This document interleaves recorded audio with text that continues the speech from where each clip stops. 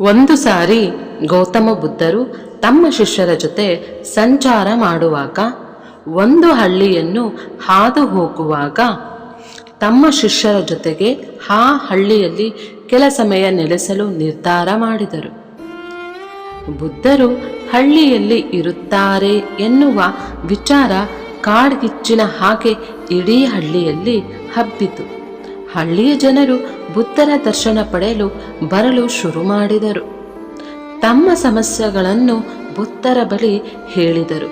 ಅದಕ್ಕೆ ಪರಿಹಾರ ಪಡೆಯಲು ಬರುತ್ತಿದ್ದರು. ಬುದ್ಧರು ಸಹ ಹಳ್ಳಿಯ ಜನರ ಸಮಸ್ಯೆಗಳನ್ನು ಕೇಳಿ ಅದಕ್ಕೆ ಪರಿಹಾರ ನೀಡುತ್ತಿದ್ದರು.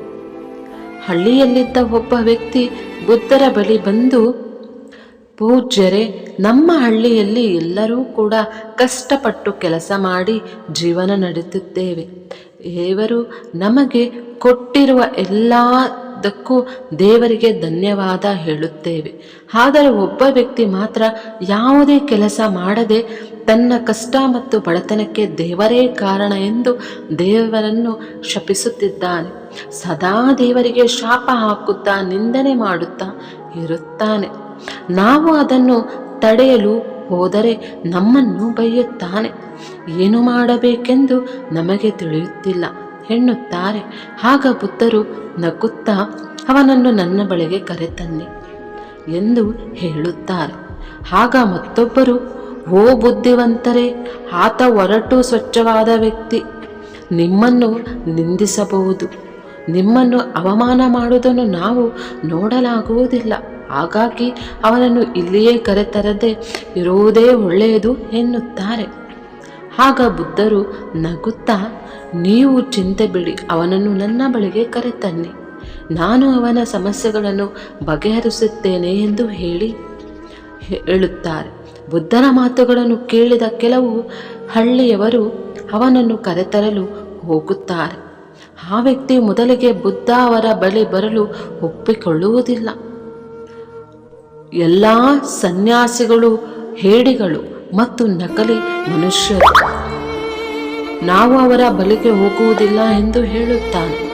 ಆಗ ಹಳ್ಳಿಯ ಜನರು ಬುದ್ಧ ಆತನ ತೊಂದರೆಗಳನ್ನು ಪರಿಹಾರ ಮಾಡುತ್ತಾರೆ ಎಂದು ಹೇಳಿದಾಗ ಆತ ಬರಲು ಒಪ್ಪಿಕೊಳ್ಳುತ್ತಾನೆ. ಬುದ್ಧರ ಬಳಿಗೆ ಹೋದ ನಂತರ ಆ ವ್ಯಕ್ತಿಯು ಹೇಳಿ, ಏನು ವಿಚಾರ, ನನ್ನನ್ನು ಯಾಕೆ ಇಲ್ಲಿಗೆ ಕರೆತಂದಿದ್ದೀರಾ? ನೀವು ನನಗೆ ಏನನ್ನು ಹೇಳಬೇಕು? ನಿಮಗೂ ನಾವು ದೇವರನ್ನು ನಿಂದಿಸಲಾರದು. ನಾನು ದೇವರನ್ನು ಯಾಕೆ ನಿಂದಿಸಬಾರದು? ನನಗೆ ದೇವರು ಏನು ಕೊಟ್ಟಿದ್ದಾರೆ? ಉಪಯೋಗಕ್ಕೆ ಬಾರದ ಈ ದೇಹಕ್ಕೆ ಕೊಟ್ಟಿದ್ದಾರೆ. ಆದರೆ ದೇಹಕ್ಕೆ ಹಣ ಬೇಕು. ಆದರೆ ದೇವರು ನನಗೆ ಯಾಕೆ ಹಣ ಕೊಡುವುದಿಲ್ಲ? ಈ ಉಪಯೋಗದಿಲ್ಲದ ದೇಹ ಇಟ್ಟುಕೊಂಡು ನಾನು ಏನು ಮಾಡಲಿ? ನೀವು ನನ್ನ ಹಣದ ಸಮಸ್ಯೆಗಳನ್ನು ಪರಿಹಾರ ಮಾಡಿ, ಇಲ್ಲವಾದರೆ ನಿಮ್ಮ ಗಂಟು ಮೂಟೆ ಕಟ್ಟಿಕೊಂಡು ಈ ಹಳ್ಳಿಯಿಂದ ಹೊರಟು ಬಿಡಿ. ಎಲ್ಲ ಸನ್ಯಾಸಗಳು ನಕಲಿ ಎಂದು ನನಗೆ ಗೊತ್ತು ಎನ್ನುತ್ತಾರೆ. ಅವನ ಮಾತುಗಳನ್ನು ಕೇಳಿ ಕೋಪ ಮಾಡಿಕೊಳ್ಳದೆ ಬುದ್ಧ ನಗುತ್ತಿದ್ದರು. ಆ ವ್ಯಕ್ತಿಗೆ ಬುದ್ಧ ಕೆಲವು ಮಾತುಗಳನ್ನು ಹೇಳಿದರು. ಗೆಳೆಯ, ನಾನು ನಿನಗೆ ದೇವರನ್ನು ನಂಬು ಎಂದು ಹೇಳುವುದಿಲ್ಲ. ಅದೇ ರೀತಿ ದೇವರನ್ನು ನಂಬಬಾರದು ಎಂದು ಕೂಡ ಹೇಳುವಂತಿಲ್ಲ. ಒಬ್ಬ ವ್ಯಕ್ತಿಯ ಸಂತೋಷ ಮತ್ತು ದುಃಖ ಎರಡಕ್ಕೂ ಕಾರಣ ಆ ವ್ಯಕ್ತಿಯ ಕರ್ಮ. ಅದರಿಂದ ಮತ್ತೊಬ್ಬರಿಗೆ ಶಾಪ ಆಗುವುದಕ್ಕಿಂತ ನೀನು ಕಷ್ಟಪಟ್ಟು ಕೆಲಸ ಮಾಡಿದರೆ ನಿನಗಿರುವ ಹಣದ ಸಮಸ್ಯೆ ಪರಿಹಾರ ಆಗುತ್ತದೆ ಎನ್ನುತ್ತಾರೆ. ಬುದ್ಧರ ಮಾತುಗಳನ್ನು ಕೇಳಿ ಆ ವ್ಯಕ್ತಿ ಕೋಪಗೊಂಡು, ನನಗೆ ನಿನ್ನ ಉಪದೇಶ ಬೇಕಿಲ್ಲ, ನನಗೆ ನೀನು ಹೇಡಿಯ ಹಾಗೆ ಕಾಣುತ್ತೀಯ. ನಾನು ಇಲ್ಲಿಗೆ ಬಂದಿದ್ದು ಹಣ ಸಿಗುತ್ತದೆ ಎನ್ನುವ ನಂಬಿಕೆಯಿಂದ.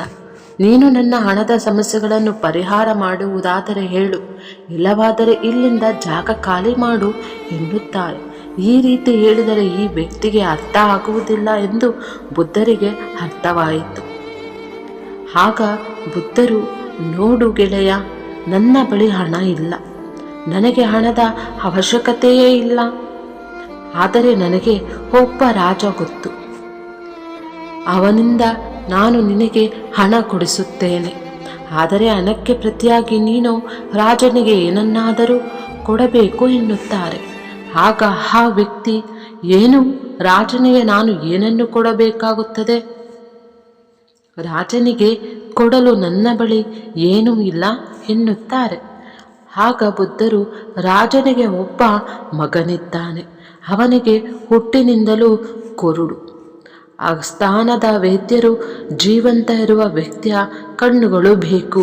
ರಾಜನ ಮಗನಿಗೆ ದೃಷ್ಟಿ ಬರುವ ಹಾಗೆ ಮಾಡಬಹುದು ಎಂದು ಹೇಳುತ್ತಾರೆ. ನೀನು ನಿನ್ನ 2 ಕಣ್ಣುಗಳನ್ನು ರಾಜನ ಮಗನಿಗೆ ನೀಡಿದರೆ ನಿನ್ನ ಇಡೀ ತೂಕದಷ್ಟು ಚಿನ್ನದ ನಾಣ್ಯಗಳನ್ನು ಕೊಡುತ್ತಾರೆ. ನಂತರ ನೀನು ನಿನ್ನ ಜೀವನವನ್ನು ಸುಲಭವಾಗಿ ಕಳೆಯಬಹುದು ಎನ್ನುತ್ತಾರೆ. ಮತ್ತೆ ಕೋಪಗೊಂಡ ಆ ವ್ಯಕ್ತಿ, ನೀನು ಏನು ಹೇಳುತ್ತಿದ್ದೀಯಾ? ನಾನು ನನ್ನ 2 ಕಣ್ಣುಗಳನ್ನು ಕೊಡಬೇಕಾ? ನಾನು ಯಾಕೆ ನನ್ನ ಕಣ್ಣನ್ನು ಯಾರಿಗಾದರೂ ಕೊಡಬೇಕು? ನಾನು ನನ್ನ ಕಣ್ಣನ್ನು ಯಾರಿಗೂ ಕೊಡುವುದಿಲ್ಲ. ಅವರು ಎಷ್ಟು ಹಣ ಕೊಟ್ಟರೂ ಕೊಡುವುದಿಲ್ಲ. ನಾನು ನನ್ನ ಕಣ್ಣನ್ನು ಕೊಡುವುದಿಲ್ಲ ಎನ್ನುತ್ತಾನೆ. ಆಗ ಬುದ್ಧರು, ಆದರೆ ಅದಕ್ಕೆ ಪ್ರತಿಯಾಗಿ ನಿನಗೆ ಸಾಕಷ್ಟು ಹಣ ಸಿಗುತ್ತದೆ, ನಿನಗೆ ಹಣ ಬೇಡವೇ ಎನ್ನುತ್ತಾರೆ.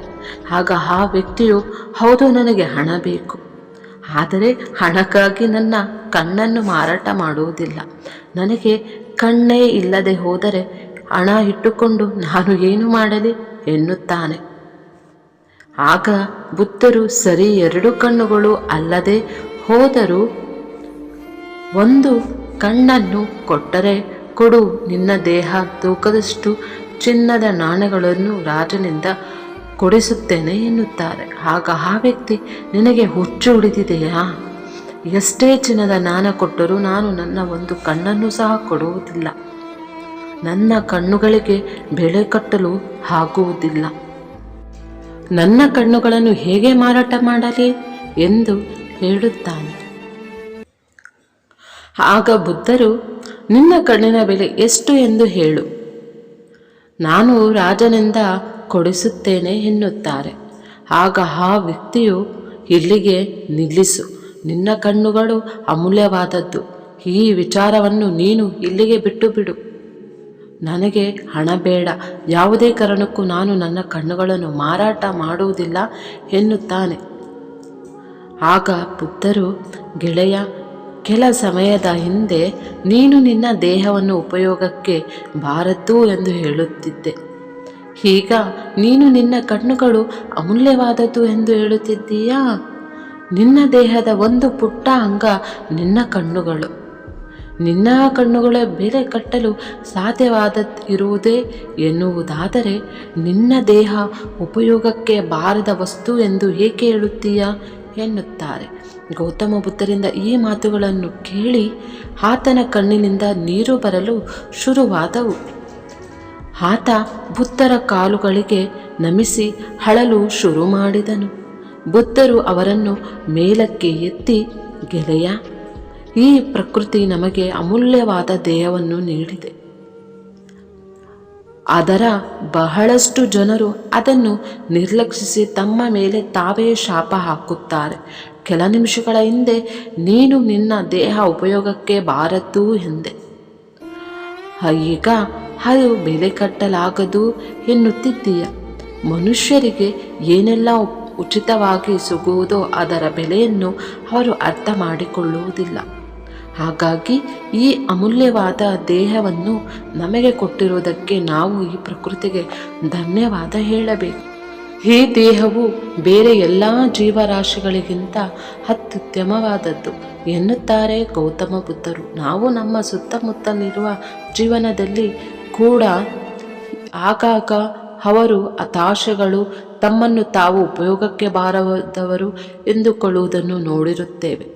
ಆದರೆ ಆ ಮನುಷ್ಯನ ದೇಹ ಮತ್ತು ಈ ಜೀವ ಎರಡೂ ಸಹ ಪ್ರಕೃತಿಯ ಅಮೂಲ್ಯವಾದ ಉಡುಗೊರೆ ಎಂದು ಮರೆತು ಬಿಡುತ್ತಾರೆ.